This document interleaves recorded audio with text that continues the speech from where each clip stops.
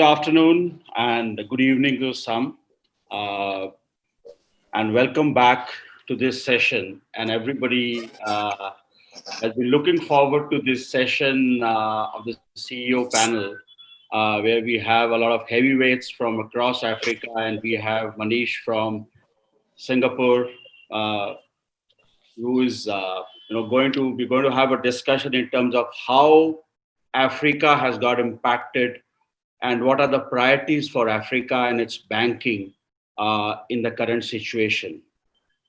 So I think the first question I will pose to Vimal, who's a longtime friend and a colleague and who's done a marvelous job in Absa, is some of the great things, or how would you uh, structure, or how would you position the SME segment, which contributes to my mind about 85% of Africa? How would you support this segment in the current times, or post-COVID? Over to you, Vimal. Thank you, Abhinav, and really good to see you again. And good afternoon to fellow panelists. Abhinav, it's a very interesting question. I think when this pandemic first struck, our first prize as obviously a Pan-African lender was to ensure that we've got operational resilience, because that was the most important thought on all our minds, is to ensure the bank is a going concern and that we are able to continue to operate in these economies. So for us, operational resilience was the first prize. The second prize was then to ensure that our colleagues are safe and are able to access their work and continue to demonstrate their ability to serve customers, even though it may be from remote areas and in a very disaggregated manner. The third then was our effort to ensure that our clients and customers are provided with some sort of a relief during this difficult moment. So along with our salaried clients, obviously our SMEs form a very, very large part of our business. And you worked in Africa longer than I have. In a lot of African economies, the SME is actually the economy. And from that perspective, I feel some of the initial steps that regulators took and significant lenders like ourselves, our focus was really on ensuring that we are able to protect the very critical part of the economies of some of our countries, because you'll appreciate that in many of our markets, especially in the fragile economies, a corporate name falling is less of a pain than the entire SME segment coming under stress. So for us, it was important that we formulated significant amount of effort in driving what I call as payment relief programs. People use payment holiday as interchangeably with it, but it was an important message to the SMEs, specifically, that as a lender we are there in times of need. But I think, Abhinav, the challenge that we face today now, almost 5 months into the pandemic, policymakers and regulators and lenders, now the challenge is there aren't unlimited resources that you can throw against this crisis. If it does not abate in the near 3 to 6 months, everybody's running out of resources. I mean, you cannot offer debt relief programs forever. So then the fundamental question that arises is, do we cure the sick part of the SME segment, or do we prevent healthy SMEs from becoming sick? Right. And I think that is fundamentally where at least we are focused on, to see with the limited resources that are available everywhere in all economies, how do we ensure that we keep the healthy SMEs healthy and we prevent them from becoming sick. So I think that is a question that is going to come up time and again. It is a challenge that we are beginning to see. And in most of our significant economies, we're not yet seeing a return to normalcy from an economic activity perspective. A lot of countries have been able to curb the infection to a very large extent, and they've done an admirable job. But because global trade is still slow or non-existent, that is beginning to impact the regional trade in Africa and also the domestic trade. Consumption has come under significant pressure. Exactly. And as you know, SMEs require the daily cash management capability to continue to invest and run their businesses. Yeah. And I think that is fundamentally where the cookie begins to crumble. And we're working very, very closely with our clients to ensure that they stay green as much as possible. But Abhinav, I don't think we've seen the worst of it. I think the wave is building. It is yet to come, and we will see some significant number of casualties in the SME sector, which is detrimental to African economies. But that's the nature of the beast, and we just have to protect the healthy ones, and we can't really solution for everybody. Thanks. Yeah, it's going to be a paradigm shift in the way we do business. Actually, the whole cycle is going to change. The whole way we look at things, the whole perspective is going to change. But I also want to refer this to the panel. Anybody else wants to add up to what Vimal has said on the SME part? Amedeo, you handle a very, very, very vital economy in Africa, which is DRC Congo, which even though it is the bottom of the pyramid, but is very, very crucial from the Africa perspective, and second largest in terms of population. So would you like to add something to that, Amedeo? Yeah, thank you very much. So if one looks at the DRC, with a population of around 88 to 90 million people, right, one of the biggest challenges that some of the banks here have had is how do they continue to provide financial services to that segment of the economy that's impacted by this COVID pandemic. All right. The government took certain measures. As a consequence of that, not the whole country was put into shutdown. So only one very small portion of Kinshasa was locked down, and the rest of the economy continued to operate. More importantly, the mining sector continued to operate almost unabated. The impact of which is that from a mining perspective, which is what the country primarily relies on, right, and the export of those resources, the mines then look at the pandemic and they quarantined their mine so that the employees were stationed on the mine and they didn't leave the mining segment, so that they weren't bringing people onto the mine and people that were on the mine weren't going out. The effect of that was that mines primarily continued to operate with no impact and no or very low infection rate of the COVID. Right. So from a day-to-day perspective, as Vimal said, people continue to work from hand to mouth in terms of their cash operations. And this is still very much a cash environment. People need cash and need access to cash to be able to live each day. That in part was one of the reasons why the government decided not to lock down the entire economy. So looking at where we are as a country, it's a country that had very low levels of infection, notwithstanding the very high population and notwithstanding the living conditions across a very high portion of the economy or of the population. We have very high levels of unemployment. We have very high levels of poverty. But because the government have already had to deal with things like Ebola and measles and other viral outbreaks in the country, they were very well positioned to be able to restrict the expanse to which the infection penetrated across the entire country.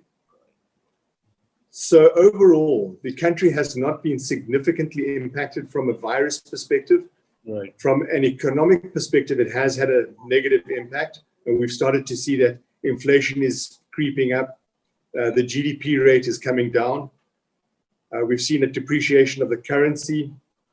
As recently as last week, the central bank put up the interest rates by 11 points.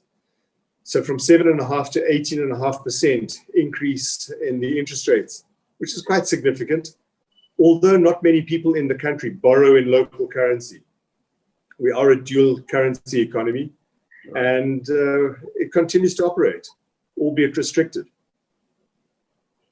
But the consumption side of the economy is impacted because the mines continue to operate, but the consumption side. So that's, I guess, one of the reasons why there is an overall impact on the economy. Right? Correct. That's right. Okay, great. Thank you very much, Amedeo. Now that we've been hearing globally a lot about digitization, digital banking, AI in banking. Whereas Africa, even though it remains at the bottom of the pyramid, but we have a lot of advancement, as I said earlier, in digital banking in Africa. And but going forward, what's going to be the way forward? Is it going to be the fintechs? Is it going to be the traditional banks? Or is it going to be something very different? Is it going to be the mobile operators who are going to take over the market? How is this going to happen? And what are the challenges? So I think that's, again, I would put this question to Manish, who manages a very vibrant technology platform out of Singapore, as to what is his gut feel on this. Thanks, Anubhav, and hello everyone. Very honored and pleased to again come in a panel along with all of you.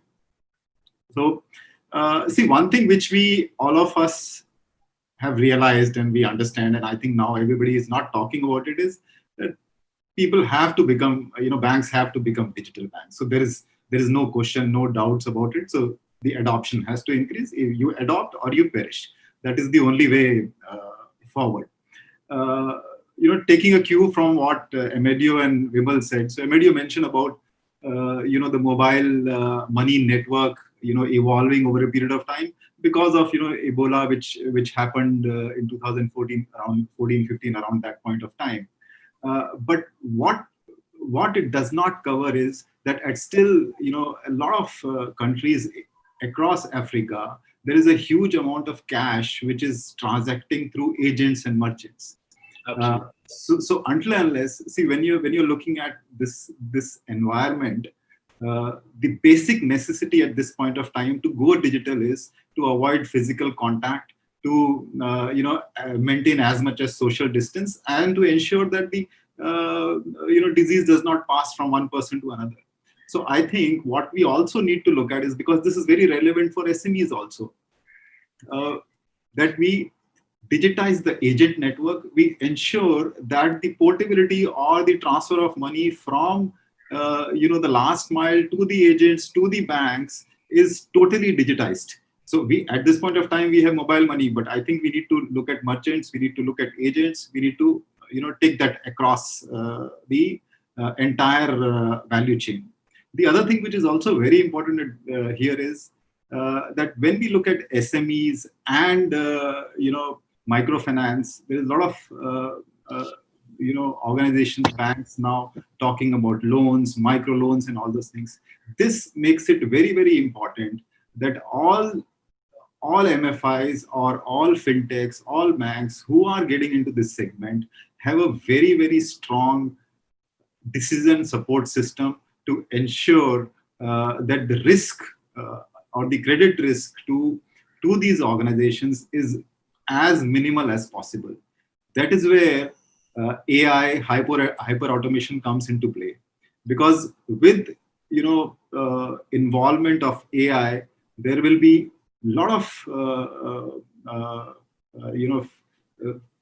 facilitation of automation of fraud detection, AML, and all those things. So I think while it is important to adopt digital, but it is also a race to the finish. So you just adopt and catch up with the people who are already digital, or you invest in areas which are upcoming, maybe some areas like eKYC have reached a tech maturity. They have not reached the adoption majority.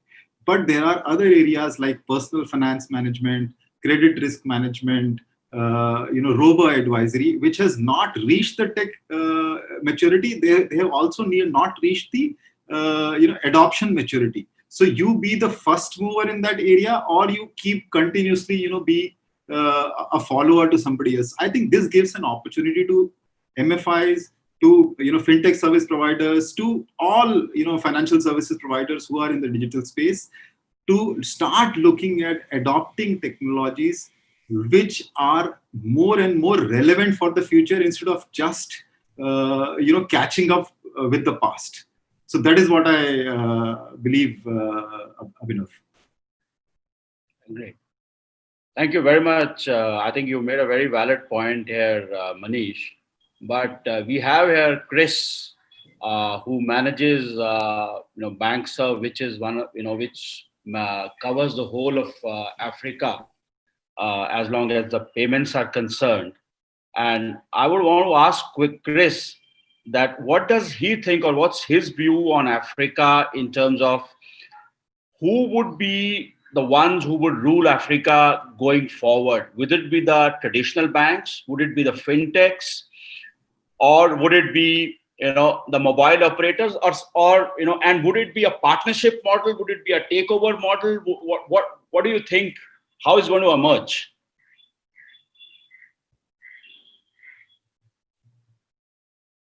Chris, you're still on mute. Please unmute yourself. Yeah. Thank you. Good afternoon, everyone, and thanks for the interesting question. So this is the really interesting issue to cover. And I think to answer it clearly, you've got to think about the different roles that people will take up in the economy. Right. You said that COVID was a game changer. In fact, I think it's just an accelerant of where the digital economy is going anyway. It's going to have to go that way. We have to get the cash out of Africa. We have to convert all of that cash flow into digital services over time. So we know some things for sure. We know that anything which works on a mobile phone is viable in the future. Anything which doesn't work on a mobile phone is not going to be viable in the future. And that goes for consumer, small business, right up to big business. It's all going to be done on mobile devices. And we just have to get used to that and start thinking how everything we do ends up in that framework, in that platform. We know that people will still need the kind of services that all of the people you talked about offer.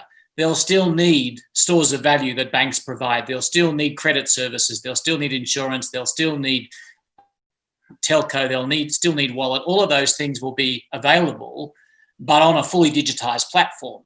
And here's the really interesting: who runs that platform?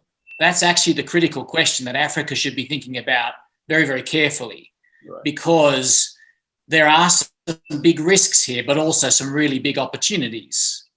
If you can have a fully open, fair, transparent platform, anyone who wants to be a bank, who wants to be a wallet provider, who wants to be a fintech, who wants to be an insurance provider, any of those things can come and offer their services and reach out to anybody who's got a mobile phone, then you're going to maximize the opportunities for economic growth. Exactly. Because it then becomes get a mobile phone into everybody's hands and they have access to that marketplace, that supermarket of digital services, right? That's really an exciting vision, but there's a sort of a dark flip side to that. And the dark flip side is if some virtual organization gets control of that single platform and it's the only place you can do business, then we're all in trouble. Right. If I can put it bluntly. Exactly. And I won't say the F word, but I think who I'm talking about here. Right. And if they are going to be the platform for Africa, we need to think very carefully about what that means for our economies, respectively, right?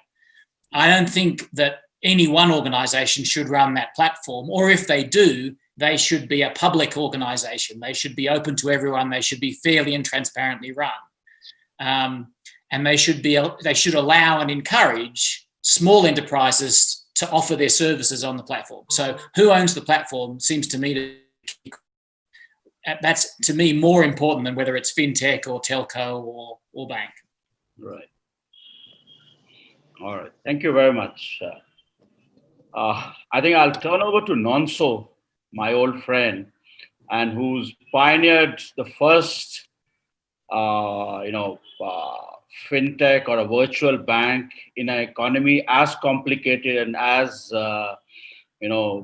thing as Nigeria, where once I remember my boss in Ecobank told me that even though I'm a Nigerian, but I can't manage that market. And till today, Ecobank doesn't make any money in Nigeria, which is the most bizarre part of it. So Nonso, what do you think is going to be the future, since you run a very vibrant fintech in Nigeria with the most difficult market? Thank you, Abhinav, and good afternoon to my fellow panelists. I think the future, like Chris said, is essentially going to turn out to be a platform consideration. And the question is, who would control the platform? I think the build out for what that platform would ultimately be will be a combined effort between the fintech companies, the upstart fintech companies, and the traditional banks. But what we've been seeing is that there are certain trends that have been manifesting that typically are more or less embraced by the consumers that would determine what that path is. And people are, first, very sensitive to cost when it comes to financial services. Everybody wants things relatively free. And you know very well that in Nigeria, for instance, the interest rates are still pretty high.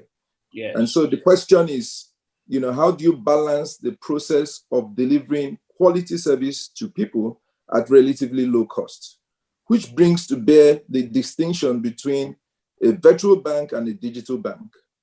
Just like Chris said and Manish alluded to, most banks, just for existential purposes, have to go digital.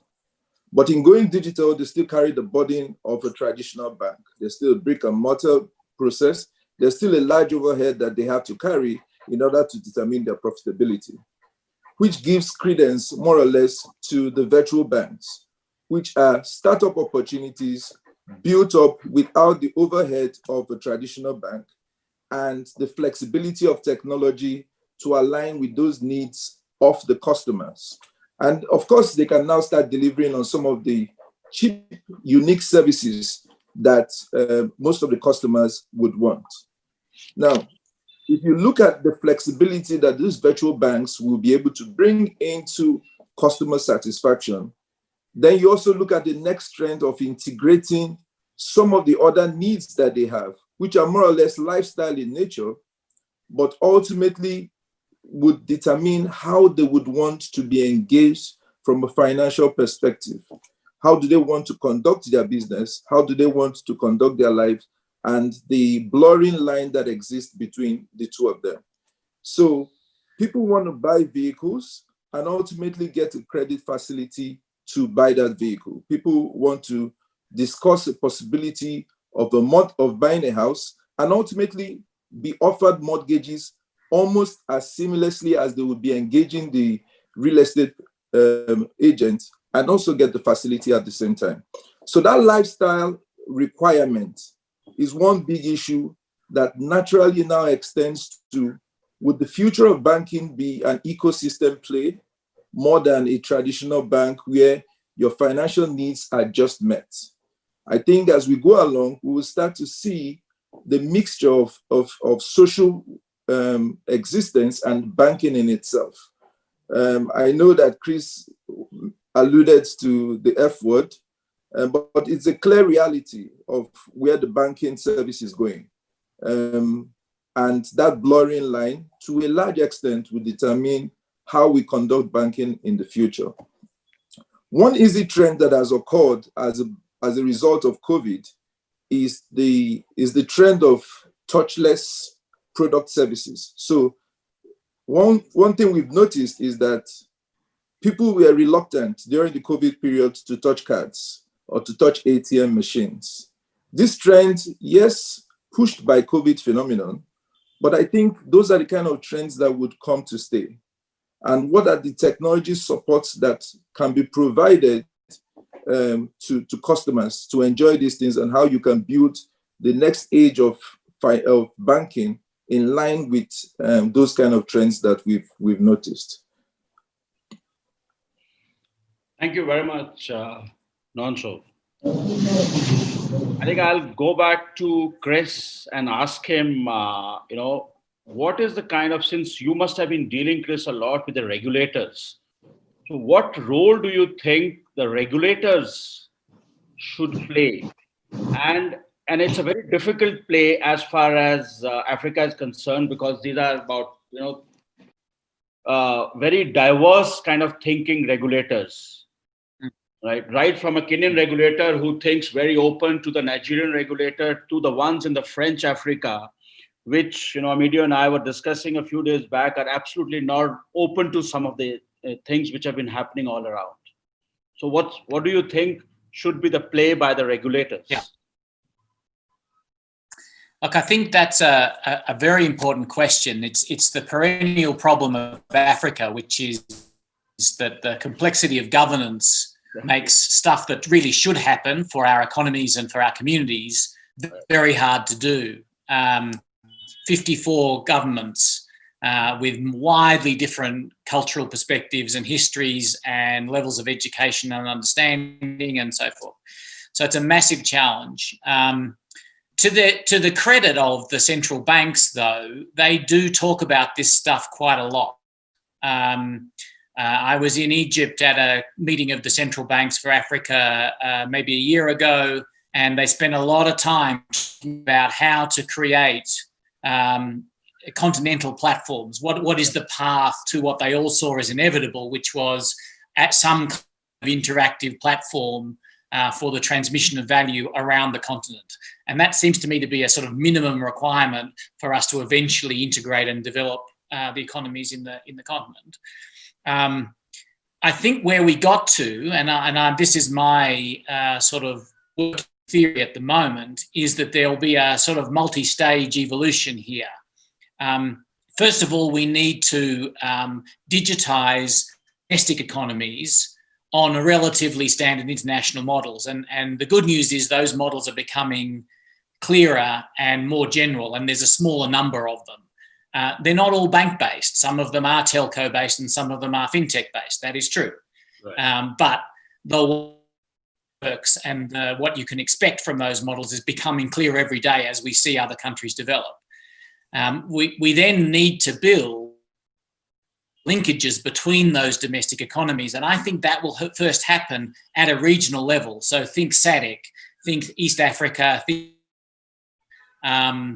these communities will build better linkages across border, and they're at different stages of evolution now.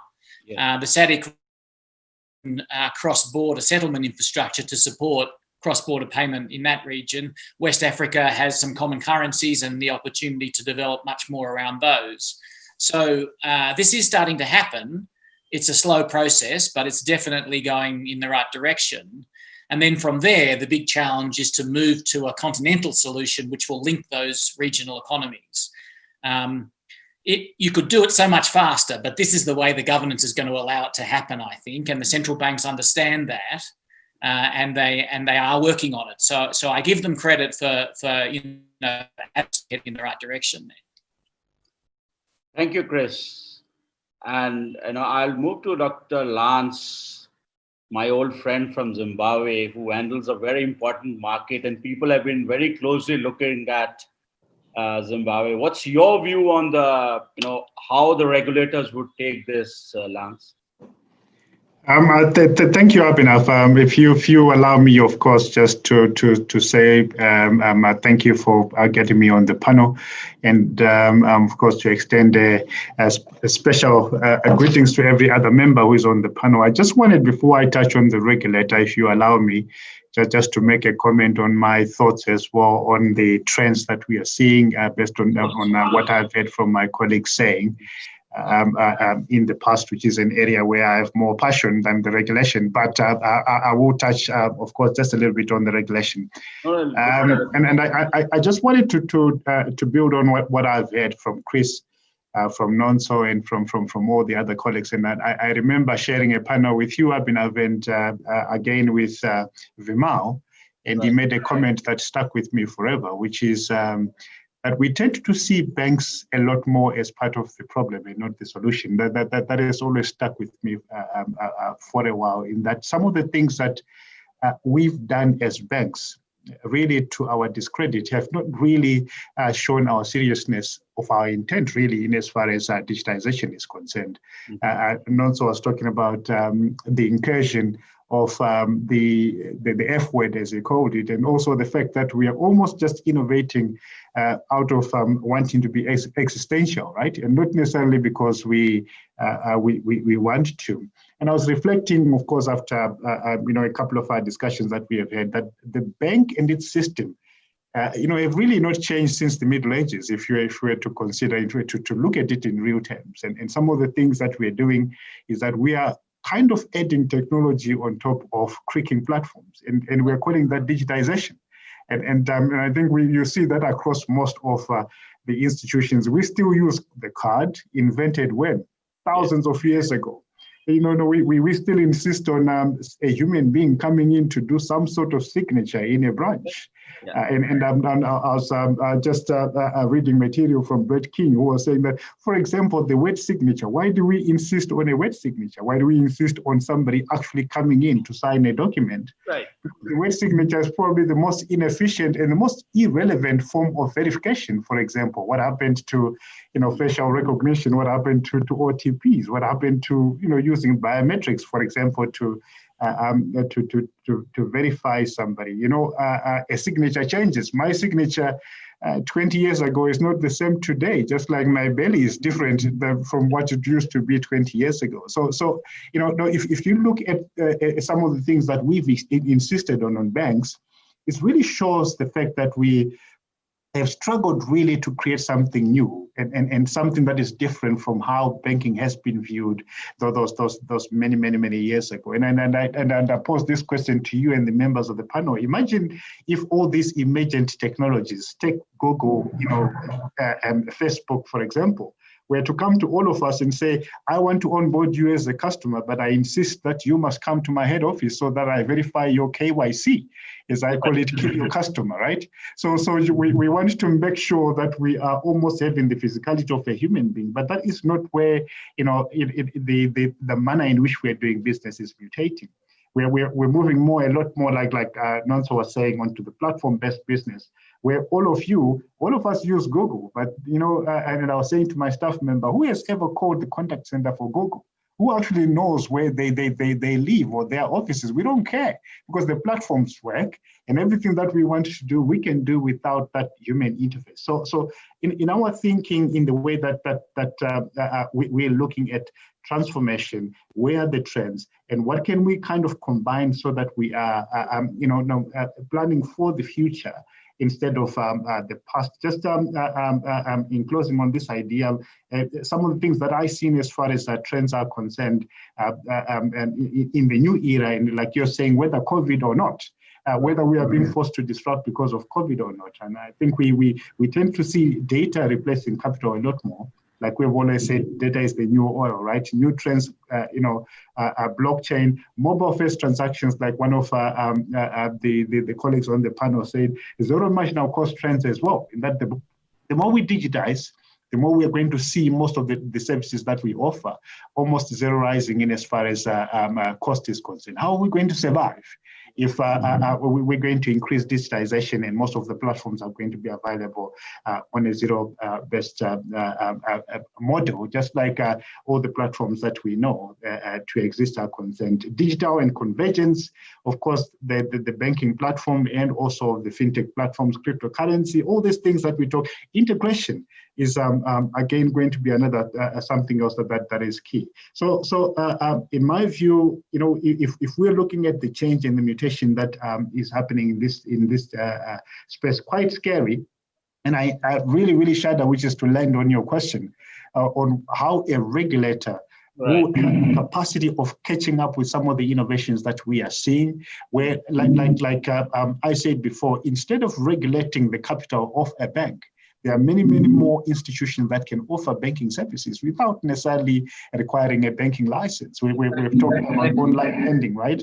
So how are you going to regulate me if I were to set up a little shop to offer online lending? How are you going to regulate me if I'm going to take some sort of a service or offer a payment platform? How many payment platforms do we have?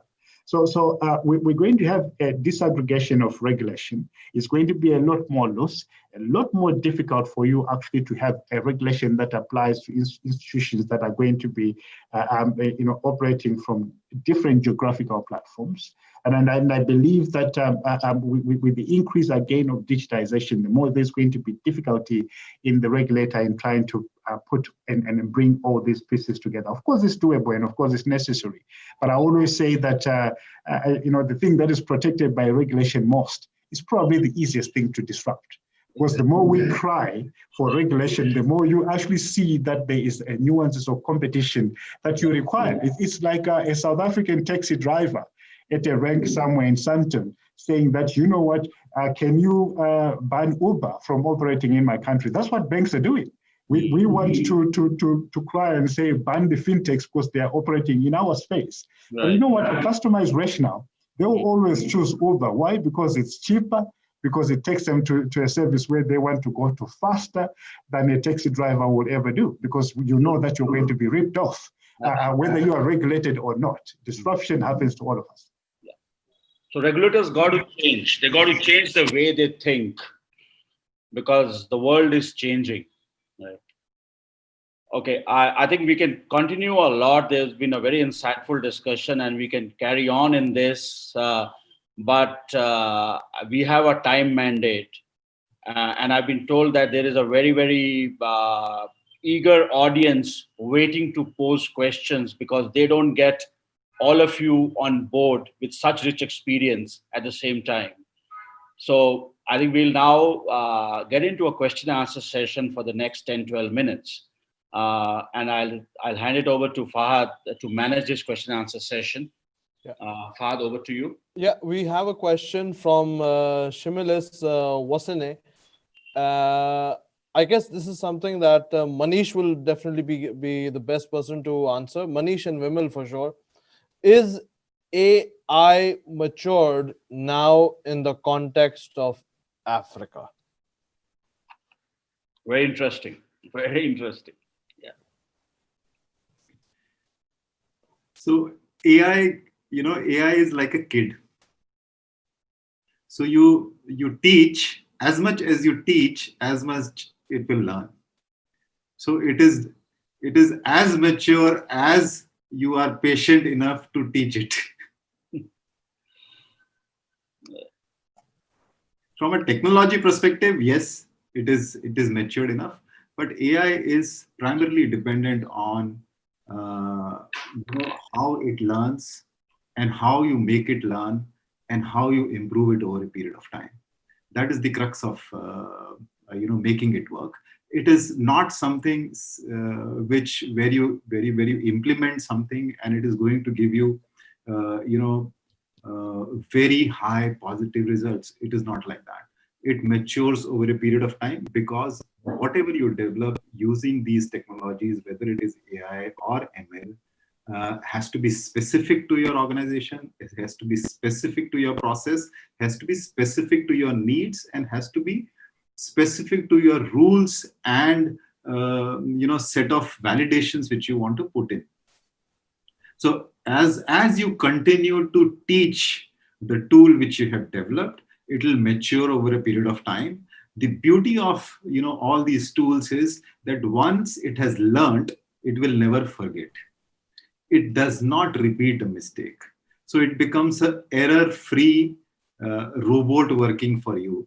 And over a period of time, the way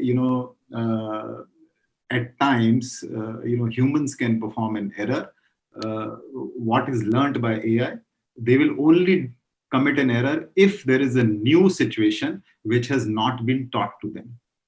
It will not be a repetition of a mistake. So that is what I have to say. Anything else you want to know, let me know. There's another question. How does the digital strategy can be crafted and adopted for a bank which focus on corporate banking, retail, and MSME?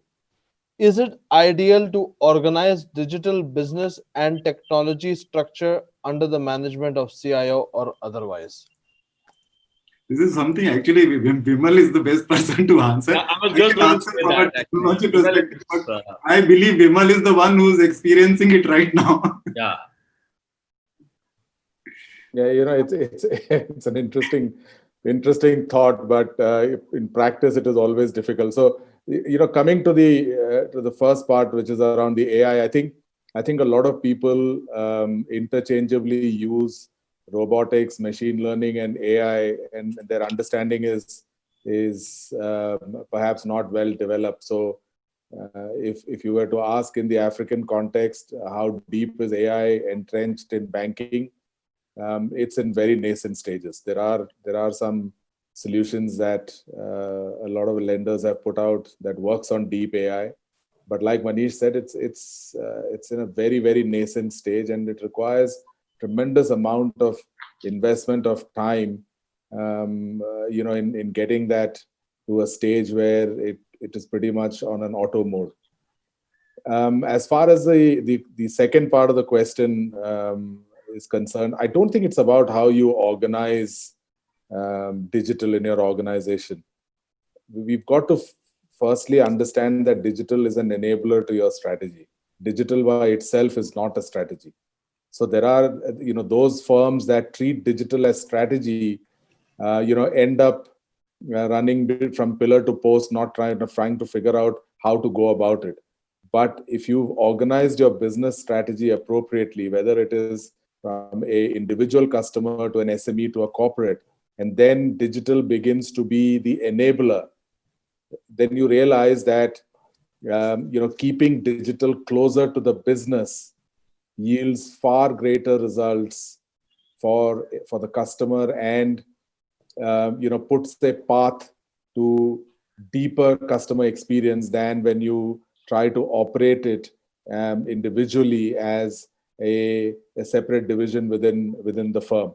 In Absa, we tried both models, and we found that the one that's effective is the moment leadership realizes that digital enables your business strategy. Digital enables you to reach your customers, serve your customers, and digital also enables you in many ways to create effectiveness and efficiency. So if that is clear, then the operating model is very clear. But you will see globally that there isn't any consistency on how digital is run. A lot of tech guys, like our friend Manish, run digital for various companies globally. But what's worked in Absa is really when we've taken that out, and the front end sits with the business and enables the strategy. I have a question. It's actually coming from outside Africa. It's a nice gentleman who I know.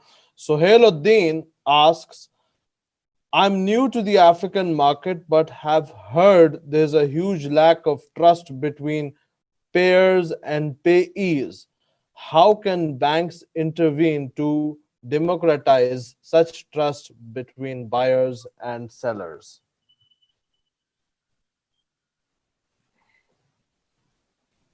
I'm not very clear where this hypothesis is coming from. I mean, some of us have spent most of our lifetime on this continent, and I can assure you that the African client and consumer is as creditworthy and trustworthy as anyone else anywhere in the world. So at least we've not encountered any situation where there's a trust deficit between a lender and a client, or the other way around.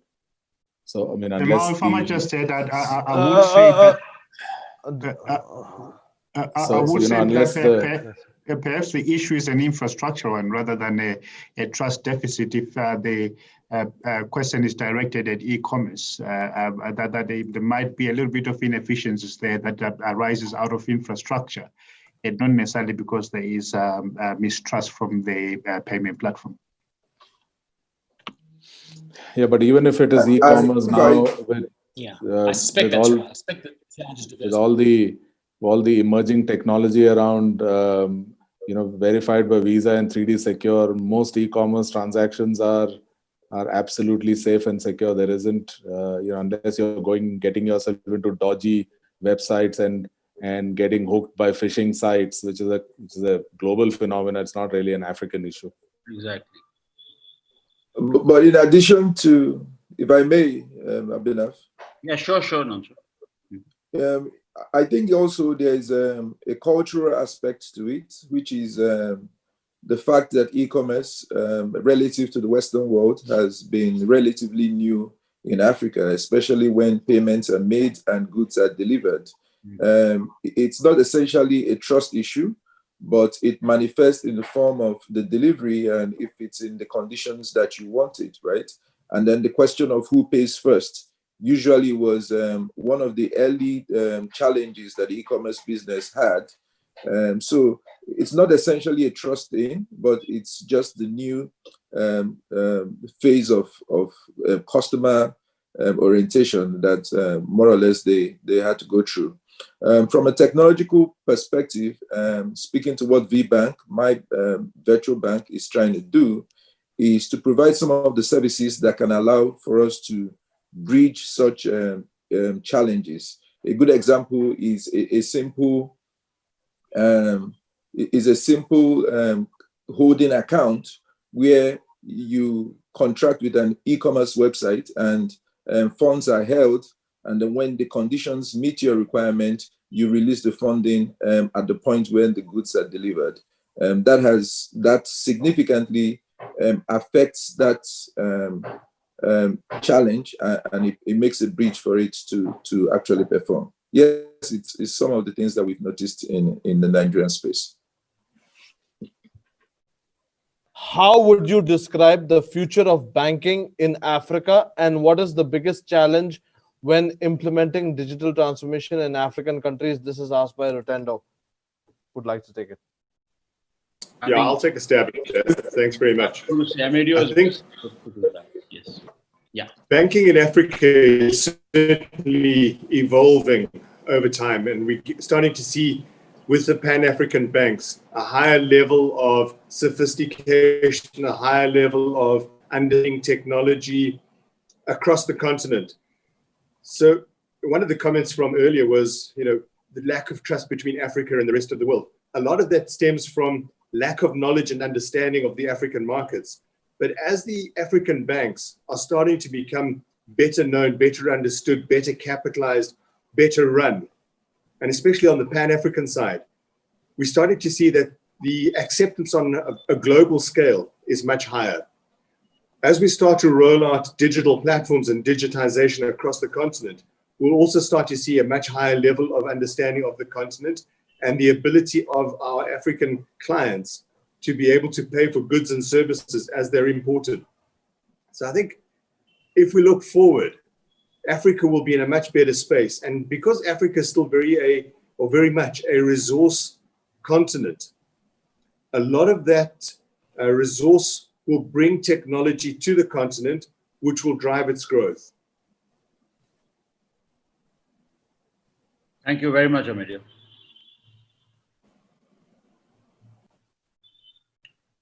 I think, thank you very much, gentlemen. A very insightful discussion. And I'm sure our audience got to learn a lot about Africa, the banking, the way forward in the COVID situation, from the deep experience each of you has. So I just hand over to Fahad to close this discussion. Thank you. Thank you, Abhinav. Thank you, Mr. Chairman. Thank you to all of my panelists of the CEO panel. Thank you for joining us. Ladies and gentlemen, stay tuned. We'll be right back shortly with a presentation session from InfoBip. Stay tuned, everyone. I'd like to request my panel that you may turn off your videos and you may exit from the Zoom link. Thank you very much, sir. Thank you, everybody, for joining us here. Thank you, guys. Thank you, Chris. Thank you, Amedeo. Thank you.